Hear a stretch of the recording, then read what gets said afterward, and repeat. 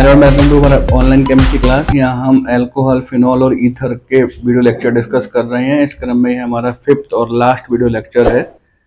इससे पहले हमने अपने 4 वीडियो लेक्चर बना रखे हैं, जिसमें कि अल्कोहल और फिनॉल के बारे में हमने डिटेल से डिस्कस किया है। इस वीडियो लेक्चर में हम ईथर किस प्रकार से बनाए जा सकते हैं, उनका क्लासिफिकेशन क्या होता है, फिजिकल प्रॉपर्टी, केमिकल प्रॉपर्टी और यूजेस की स्टडी करेंगे। क्योंकि हम इसमें से बहुत सारी रिएक्शंस अपने पहले वीडियो लेक्चर्स में डिस्कस कर चुके हैं, तो आपको केवल सिस्टमेटिक स्टडी प्रोवाइड कराने के लिए और सिस्टमेटिक नोट्स बनाने के लिए केवल उनको यहाँ पर लिखा जाएगा। अगर आपको वह डिटेल से समझने हैं तो आपको हमारे पहले वाले वीडियो लेक्चर देखने होंगे। ईथर का जो सूत्र होता है ROR होता है, और इनको हम अल्कोहल के समकक्ष मानते हैं, क्योंकि जैसा अल्कोहल का सामान्य सूत्र होता है CnH2n+2O, उसी प्रकार से ईथर का भी सामान्य सूत्र होता है।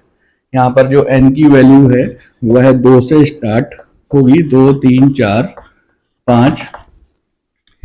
एल्काइन के आधार पर ईथर को हम 2 प्रकार से क्लासिफाई कर सकते हैं। एक होते हैं सममित ईथर, या इनको हम सिमेट्रिकल ईथर भी बोलते हैं, और एक होते हैं असममित ईथर, इनको हम अनसिमेट्रिकल ईथर भी कहते हैं। एक नाम और है इनका लाइक ईथर, इनको हम मिक्स ईथर भी कहते हैं। यदि ये R और R' एक समान होते हैं तो वह सममित ईथर कहलाते हैं, और जब R अर्थात एल्काइल या एराइल अलग अलग होते हैं तो उनको हम असममित ईथर कहते हैं। जैसे ये CH3OCH3, इसके अंदर जो एल्काइल पोर्शन है ये समान है, इसको हम सममित ईथर कह देंगे। इसी प्रकार से C2H5O, C2H5, C3H7O, C3H7, C6H5O, C6H5, इनके नाम भी इसी प्रकार से दिए जा सकते हैं। इसको हम डाईमेथिल ईथर कह सकते हैं, क्योंकि इसके अंदर 2 मैथिल हैं। इसको हम डाई एथिल ईथर कह सकते हैं। इसी प्रकार से जो नेक्स्ट फॉर्मूला बना हुआ देख रहे हैं, इसको हम डाई प्रोपाइल ईथर कहते हैं, और जबकि नीचे वाले को डाईफिनाइल ईथर बोल सकते हैं। यदि एल्काइल पोर्शन अलग अलग होते हैं, जैसे कि CH3O, C2H5, CH3O, C3H7, C2H5O, C3H7, C6H5O, CH3, तो इनको हम असममित ईथर कहते हैं, और इनके नाम मैथिल एथिल ईथर,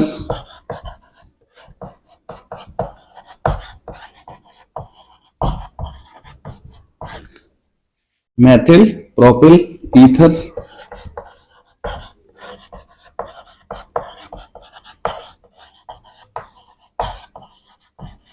इसी प्रकार से ethyl propyl ether, Maithil phenyl ether इनके नाम हो सकते हैं। ये इनके नाम देने का कॉमन मेथड है। जो इनका IUPAC मेथड है उसको हमने डिटेल से अपने IUPAC के वीडियो लेक्चर में डिस्कस किया है, उसका लिंक मैं नीचे आपको प्रोवाइड कर दूंगा, आप उसको देख करके ईथर के नाम दे सकते हैं। आइए ईथर बनाने की रासायनिक विधियों का अध्ययन करते हैं। ईथर को अनेक विधियों द्वारा बनाया जा सकता है। इसमें से एक विधि आप अल्कोहल के द्वारा ईथर बनाने की सामने ग्रीन बोर्ड पर लिखी हुई देख सकते हैं। अल्कोहल से हम 3 प्रकार से ईथर बना सकते हैं। बाई कैटालिक डिहाइड्रेशन, इसको हमने डिटेल से अपने अल्कोहल के वीडियो लेक्चर में भी डिस्कस किया है। जब हम सांद्र H2SO4 की उपस्थिति में 140 डिग्री सेंटीग्रेड ताप पर एथिल अल्कोहल या अल्कोहल की अभिक्रिया करा देते हैं तो हमको ईथर प्राप्त हो जाते हैं। इस अभिक्रिया में वाटर मॉलिक्यूल निकलता है, इसलिए इसको हम डिहाइड्रेशन रिएक्शन बोलते हैं। यहाँ पे जो सांद्र H2SO4 है ये डिहाइड्रेटिंग एजेंट के रूप में कार्य करता है। टेम्परेचर का यहाँ पे ध्यान रखा जाता है। टेम्परेचर 140 डिग्री सेंटीग्रेड के लगभग होना चाहिए। यदि टेम्परेचर 160 डिग्री सेंटीग्रेड से अधिक हो जाता है तो अल्कोहल डिहाइड्रेट होकर के एल्कीन में चेंज हो जाते हैं। सेकंड मेथड जिसके द्वारा अल्कोहल से हम ईथर बना सकते हैं, by action of diazomethane on alcohol. जब अल्कोहल पर हम डाईएजोमीथेन की अभिक्रिया करते हैं, ये डाईएजोमीथेन है CH2N2, तो हमको ईथर प्राप्त होते हैं। यहाँ पर N2 गैस निकल जाएगी और मेथिल एथिल ईथर हमको प्राप्त होगा। इसी प्रकार से हम जब हम एल्कीन की अभिक्रिया अल्कोहल से कराते हैं तो एडिशन रिएक्शन होती है और हमको ईथर प्राप्त होते हैं। ये अल्कोहल के रूप में यहाँ पर हमने मेथिल अल्कोहल लिया है, ये एल्कीन है, सिंपल एडिशन रिएक्शन हो रही है। हाइड्रोजन परमाणु है, ये इस डबल बॉन्डेड कार्बन परमाणु पर जाएगा और हमको ईथर प्राप्त हो जाएगा। सिंपल सी रिएक्शन है, इसका स्क्रीनशॉट ले लीजिएगा और अपनी कॉपी में इसको इस प्रकार से कीजिएगा। इसमें ये जो पहली रिएक्शन है बाई कैटालिक डिहाइड्रेशन, इसको हम लैब मेथड या प्रयोगशाला विधि भी कहते हैं। एल्काइल हैलाइड के द्वारा भी हम ईथर बना सकते हैं। ईथर बनाने की सबसे अच्छी विधि आप सामने इसमें देख सकते हैं, विलियमसन संश्लेषण। इसमें हम एल्काइल हैलाइड की रिएक्शन सोडियम एथोक्साइड से करा देते हैं तो हमको ईथर प्राप्त होते हैं। एल्काइल हैलाइड के रूप में आप यहाँ पर CH3Cl और सोडियम एथोक्साइड के रूप में आप यहाँ पर CH3ONa ले सकते हैं और इस प्रकार से CH3O CH3 ईथर हमको प्राप्त हो जाएंगे। इसी प्रकार से हम एल्काइल हैलाइड की रिएक्शन जब सिल्वर ऑक्साइड से कराते हैं तो भी हमको ईथर प्राप्त होते हैं। सिंपल सी रिएक्शन है, इसको आप इसी प्रकार से लिख करके कर सकते हैं। ग्रिनार्ड एजेंट द्वारा भी हम ईथर बना सकते हैं। यहाँ पर हम एक ईथर का हैलाइड लेते हैं, जैसे ईथर के हैलाइड के रूप में हमने यहाँ पर CH3O CH2Cl ले लिया और इसकी ग्रिनार्ड रिएजेंट CH3MgI से रिएक्शन कर दी। तो ये जो पोर्शन है इतना CH3O CH2 CH3 से अटैच हो जाएगा और हमको CH3O CH2 CH3 अर्थात मेथिल एथिल ईथर प्राप्त होगा।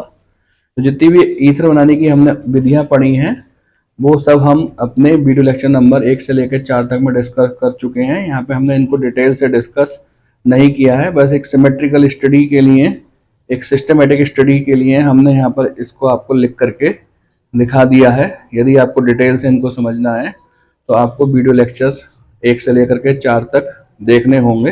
यदि फिर भी आपको कोई कठिनाई या परेशानी आती है तो आप उसको कमेंट बॉक्स में या फिर व्हाट्सएप ग्रुप पर पूछ सकते हैं। आइए फिजिकल प्रॉपर्टीज की ओर बढ़ते हैं। जैसे कि आप सामने ग्रीन बोर्ड पर लिखा हुआ देख सकते हैं। पहली फिजिकल प्रॉपर्टी हमने physical state, colour and odours ली है। शुरू के जो ईथर होते हैं, डाईमिथाइल ईथर, ये गैसियस फॉर्म में होते हैं। उसके बाद वाले जो ईथर होते हैं वह कलरलेस लिक्विड हैं। इनकी एक स्पेशल ईथरिक स्मेल होती है। इस next physical property dipole nature, जो ईथर होते हैं वह द्विध्रुवीय प्रवृत्ति के होते हैं। इसका कारण इनमें पाए जाने वाला ऑक्सीजन एटम है। आप जानते हैं कि ऑक्सीजन परमाणु अधिक विद्युत ऋणात्मक होता है, ये साझे के इलेक्ट्रॉनों को अपनी ओर आकर्षित कर लेता है। तो इस प्रकार से यहाँ पर एक डाइपोल ऐसे बनता है और एक डाइपोल इस तरीके से बनता है। ये जो शेयर पेयर ऑफ इलेक्ट्रॉन है ये अधिक विद्युत ऋणात्मक ऑक्सीजन की ओर शिफ्ट हो जाते हैं। हम जानते हैं कि डाइपोल एक वेक्टर क्वांटिटी है, सदिश राशि है। तो इसका नेट डाइपोल इस प्रकार से आ जाता है। अगर हम डाईमिथाइल ईथर के केस में बात करें तो डाईमिथाइल ईथर का डाइपोल 1.15 डिवाई के बराबर होता है। या फिर हम अगर इससे आगे की ईथर की बात करें तो उनकी रेंज 1.30 डिवाई के बीच में कहीं होती है। तो हम कह सकते हैं कि ईथर एक डाइपोल नेचर प्रदर्शित करता है। नेक्स्ट फिजिकल प्रॉपर्टी है बॉइलिंग पॉइंट अर्थात क्वथनांक। जैसे कि पहले ही बताया जा चुका है कि अल्कोहल और ईथर आइसोमेरिक फॉर्म में होते हैं, अर्थात इन दोनों के जनरल फॉर्मूले एक जैसे हैं। जैसे कि हमने अल्कोहल में पढ़ा था, अल्कोहल के बॉइलिंग पॉइंट करस्पॉन्डिंग कार्बोहाइड्रेट्स से ज़्यादा होते हैं। उसका रीजन ये है कि ये हाइड्रोजन बॉन्ड बना लेते हैं और अपना बॉइलिंग पॉइंट इंक्रीज कर लेते हैं। लेकिन ईथर के साथ ऐसा नहीं है, ईथर हाइड्रोजन बॉन्ड नहीं बना पाता, इसलिए इसके बॉइलिंग पॉइंट अल्कोहल की तुलना में बहुत ही कम होते हैं। नेक्स्ट फिजिकल प्रॉपर्टी सॉल्युबिलिटी अर्थात विलेयता। जो लोअर ईथर होते हैं वह जल में विलय होते हैं। इसका कारण ये है कि ये जल के साथ हाइड्रोजन बॉन्ड बना लेते हैं। इस प्रकार यहाँ पर हाइड्रोजन का परमाणु, ये वाला जो हाइड्रोजन का परमाणु है, दो अधिक विद्युत ऋणात्मक परमाणुओं के बीच अर्थात ऑक्सीजन परमाणुओं के बीच आ जाता है और इस प्रकार से एक हाइड्रोजन बॉन्ड बन जाती है। और जबकि नेक्स्ट हाइड्रोजन बॉन्ड एक अन्य जल के अणु के द्वारा इस प्रकार से बन जाती है।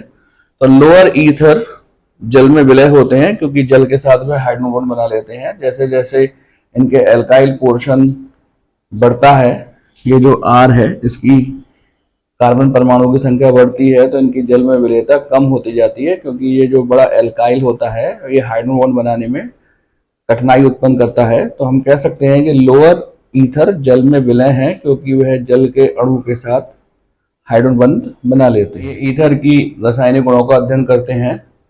जैसे कि पहले ही बताया जा चुका है कि ईथर और अल्कोहल एक दूसरे के आइसोमेरिक हैं।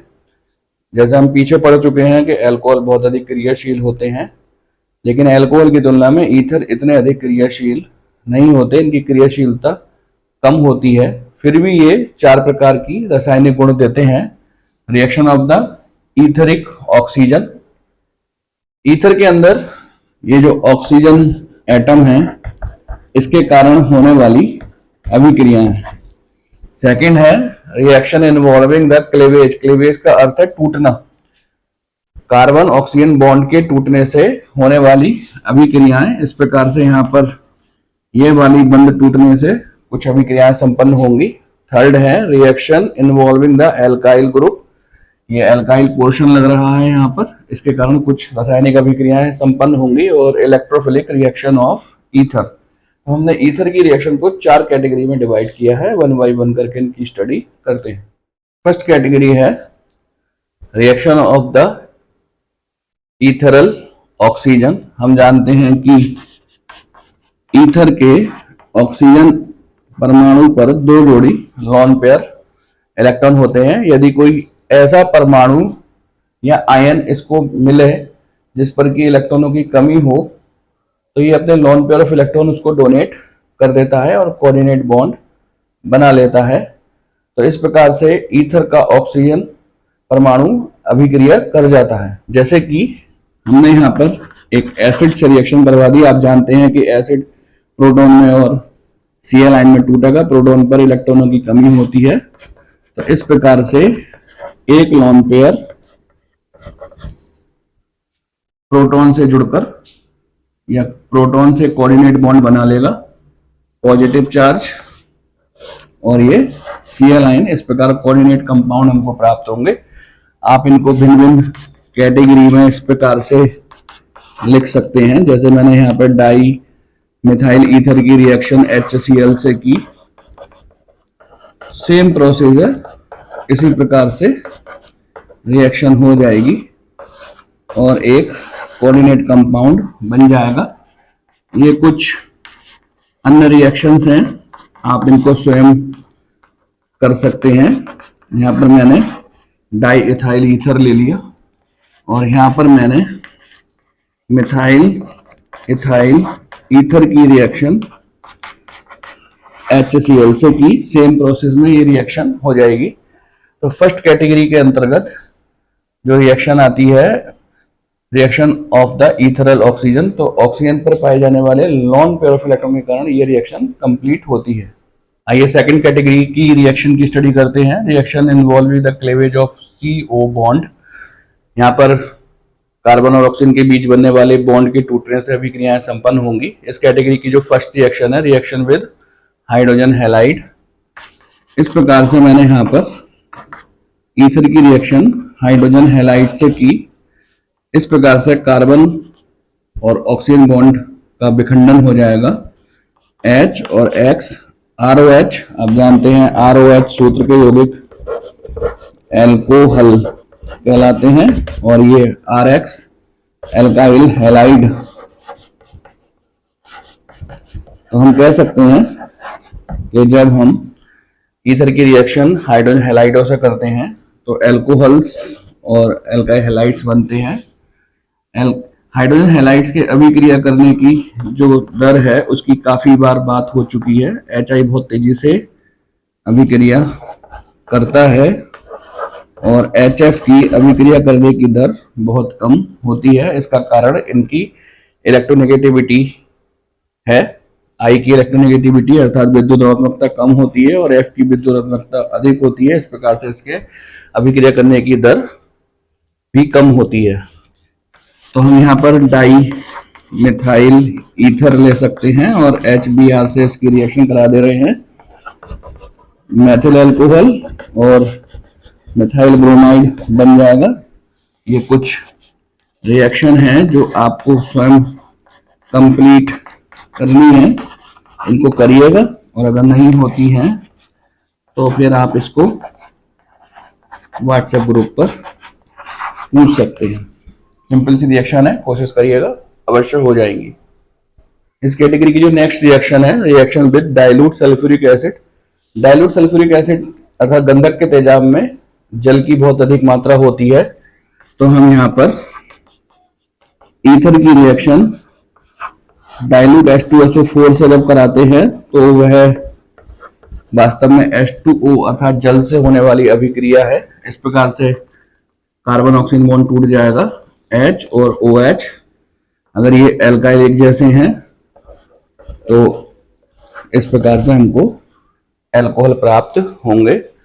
और यदि ये अलग अलग होंगे, जैसे यहाँ पर मैंने असम्मित ईथर ले रखे हैं और डाइल्यूट H2SO4 की अभिक्रिया कराई है, तो भिन्न भिन्न प्रकार के अल्कोहल मिलेंगे। इस प्रकार से ये बॉन्ड टूट जाएगा, H इधर और OH इधर। मैथिल अल्कोहल के रूप में CH3OH और एथिल अल्कोहल हमको प्राप्त होगा।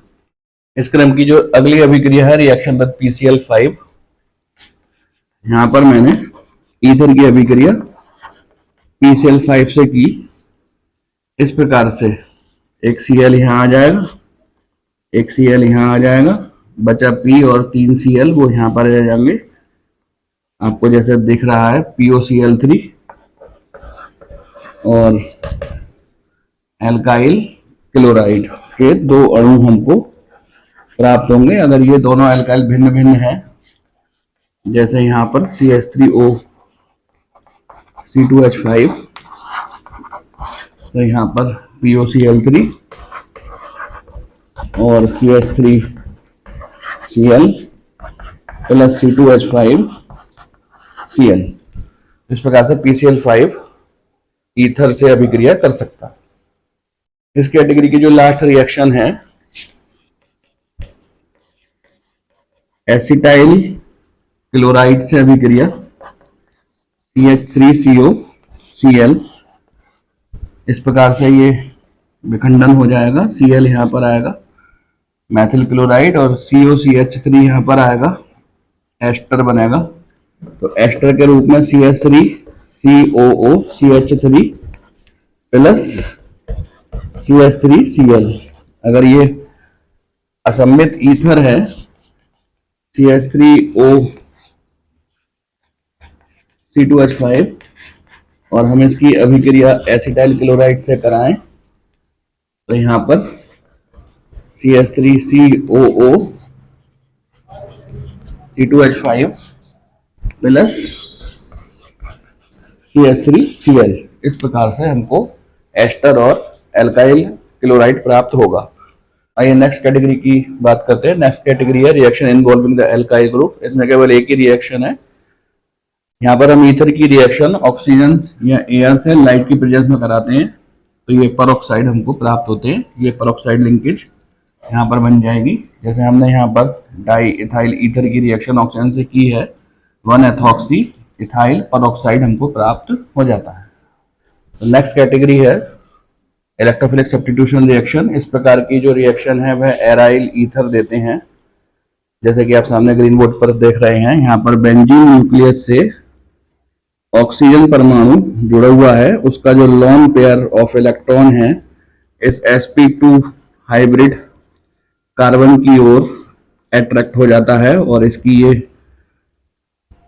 3 second, third and fourth negative positive वाली स्ट्रक्चर्स बनती हैं।